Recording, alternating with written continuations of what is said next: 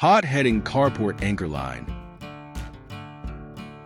Hot heading lines are a specialty production line for use in the carport industry.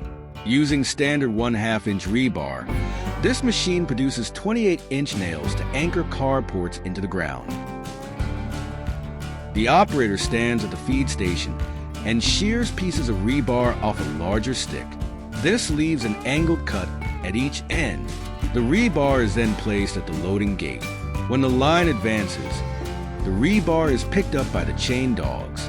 It moves to an electric induction heater coil where it is heated to 1,200 degrees. Once heated, the rebar is advanced to the head press where it is clamped in place before having a 1-inch nail head, complete with your company's logo, pressed into the end.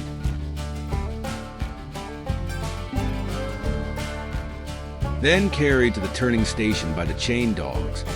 The now complete carport anchors are alternately flipped to provide for a more stable stack.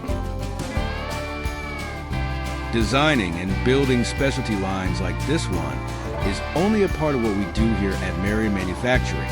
If you're in the market for a specialty line, don't hesitate to contact us for a quote.